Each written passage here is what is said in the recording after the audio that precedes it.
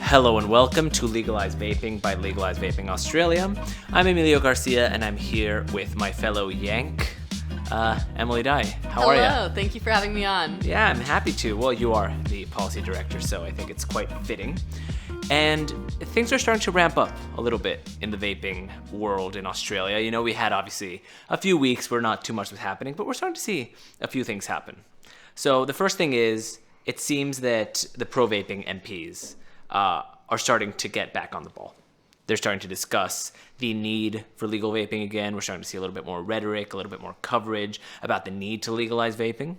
And I would say that that's a pretty good step in the right direction now. Yes, definitely. And it looks like Parliament's going to meet again. Oh my God. I know, it's weird. So exciting. Is the world ever going to go back to normal? That's a good question. Fingers crossed.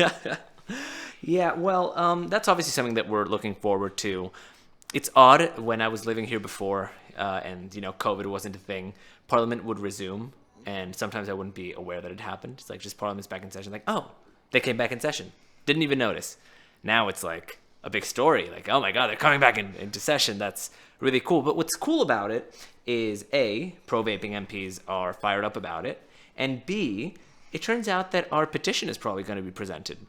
Yes. And our petition would be among, I think, the 5 largest petitions ever presented. Yeah, we're at over 40,000 signatures, Yeah. am I correct? Yep. We're striving for 50, so anyone listening, please go on. If you haven't signed, sign. And if you haven't shared it, if you haven't gotten your friends to sign it, please do. You know, the more signatures, the harder our case is, the stronger our case is. But speaking of, you know, all the work that you all in the vaping community help us do, we recently put out a survey for vapors to answer. We did one some time ago, which provided us with some really interesting results. Anyway, we sent out an email yesterday, which by the time that this podcast comes out would have been around a week ago. And we got over 6,000 people in 24 hours responding to the survey. Which is some seriously statistically significant data. That's correct. It's actually true. And, you know, a lot of it's very interesting. You know, we see quite a significant number of people that are using nicotine vaping to quit smoking and have done so successfully, have not gone back to smoking cigarettes. A large amount of people we see don't even have to do that, don't have to undergo that intermediate process where you smoke and you vape and then you slowly transition to vaping. Whereas instead, they just start vaping and immediately give up cigarettes, which is, you know, obviously a really positive thing to see. But it's also worrisome because we're seeing 45% of people responding to the survey saying that if Greg Hunt's vaping ban is implemented, they will go back to smoking. Yeah, well, it's a well-known fact that nicotine is one of the world's most addictive substances. So, of course, people will end up going back to smoking. That's 200,000 Australians that are at risk of picking up probably one of the deadliest habits there is. If not the most. I mean, it's the number one preventable cause of death anywhere in the world. Yes, that is correct. 58 deaths in Australia from smoking-related illness, every day. Correct? Every single day. That's a lot worse than COVID. Well, yeah, and how about, Emily, how many deaths have taken place in Australia from a legal vaping product? None. None, and that's this year or? Ever. Ever. Oh, I got you. And yes. Yet, you go to a vape shop, and they can't have water. They need special permission to give their customers water. They have to cover all their products. They can't sell anything except the vapes, and it's like a whole process. Yeah, they make it really scary, and there's a lot of misinformation, and people are, in some ways, scared of vaping when they really shouldn't be. I know we had the big scare in the U.S., and there was the big media storm. A lot of people went back to smoking. Yeah, good job. Yes, Yeah. And now the FDA has put out there, like, do not go back to smoking. Correct. Vaping is better for you. Like, Yeah. all of these big health bodies, they are aware.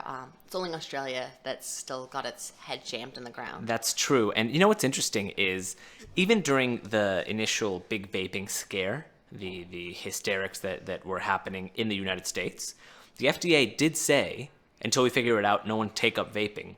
But if you're vaping and you're a former smoker, do not go back to smoking. So even at the height of the hysteria and the fake news, the FDA said, don't go back. Like, we don't know what's happening with vaping, but it's certainly safer than smoking. Exactly. So do not go back to smoking Yeah. if you can. I mean, obviously, Australians may not have that option. Yeah. Come January 1st, they may lose access to nicotine products. Yeah. Yeah, so that's what we're here fighting for. Yeah, correct. And we're going to keep fighting. Yeah. And we have a lot of people on our side. And something that we have on our side also that the anti-vapers don't have is the facts. Yes. So all of the facts are on our side. Any honest look at vaping as a public health issue is a glowing endorsement of the possibilities for vaping. I mean, no one can look at any study looking into vaping, unless it's a study of illegal gray area vaping products, that says that vaping is a bad thing for the society that it adopts. Yeah. Well, if you're consuming any legal gray area product, Yeah. there is a large risk there. I don't Yeah. care what it is. Chocolate. I'm sure if could you're be- buying illegal chocolate, you could get very sick. Yeah, you never know. Is there illegal chocolate? Is there any such thing? I don't know. Probably. In Australia, I mean, I'm sure. this is why. I mean, yeah, this is why these health bodies exist, to make sure that things have their ingredients correct. That you aren't trying to evaporate oil and then breathe it in, as opposed to evaporating water vapor. Yeah, exactly. And yeah, because obviously everything in legal vaping products are water soluble. They don't contain certain ingredients. I'm not really the guy to ask about the particular ingredients, but I know that there are certain things that some shadier vaping juices contain that aren't very good for your lungs, whereas the ones that are regulated and produced in good standards, they're free of those products. So it's actually very safe. Yeah. And this brings me back to a very sad story about a toddler that drank nicotine juice that was bought from abroad and died. And we had an Australian politician, I don't remember his or her name, but basically suggest that this foreign provider, this foreign nicotine supplier, had to put a health warning on it and childproof packaging on it. But it's a product that they're not really allowed. It's kind of a gray area to import, and they're not subject to the regulations of Australia. You can't regulate a foreign country. Yeah. I'm going to call Pablo Escobar, like, hey, you really need to put something on your product that says it's not very healthy. Way back when I was an intern for my congresswoman, people would email and be like, can you stop the Chinese from eating dogs? Like, I'm sorry. No. This isn't China. I mean, we can very well pass a regulation here that says people in China can't eat dogs, but they're not subject to our jurisdiction.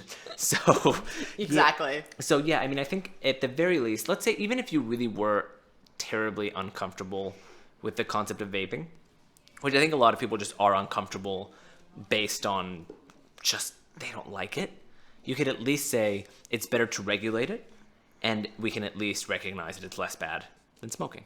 Yeah, and we can make sure that we have child-proof lids Correct. on our Australian products. Or that it doesn't have, motor oil.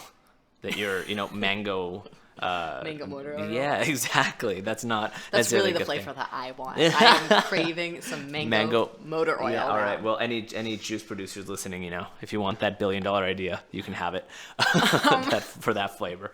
Well, Brian and I did a thought experiment on the podcast some time back. She's like, okay, people sometimes try to take issue with the figure that vaping is at least 95% safer than smoking. They try to play around and tinker with those numbers. And we say, okay, let's say that it's not 95. What if it were 90? What if it were 85% safer? What if it were 60% safer? What if it were 2% safer? What if it was 0.01% safer? Is that not a reason to allow people to switch? If they can substitute it for a product that is even a tiny bit less harmful. Yeah. I do this all the time in my daily life when I'm making choices. Yeah. I'm choosing. So when I'm getting my coffee, I'm putting in the skim milk. Yeah. It's only that much percentage healthier. It's not really that much healthier. Correct. But it's healthier, and so it's like I've made this choice to move to the healthier alternative. Vaping is very much a healthier alternative. Yeah. It's the difference between eating a candied apple and not a candied apple. Yes, exactly. Well, a lot more than that, actually. But, yeah, of course. Yeah, it's the difference kind of between choices. a cocktail and a mocktail.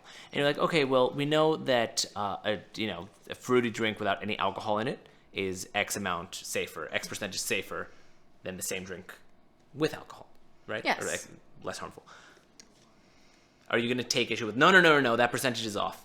So only let them have the one with alcohol. Don't let them have the alternative. I don't know. Even if you're 8. Well, I don't think we would endorse any mocktail or cocktail drinking on behalf of anyone at that age. But, on that kind of uncomfortable note, I think we should leave it. I think we should. Yeah. All right. Well, thank you so much for joining us. Anyone listening, please, if you haven't already, please subscribe to the podcast. This has been Legalise Vaping by Legalise Vaping Australia. We'll see you next time. Emily, thanks so much. Thanks for having me on.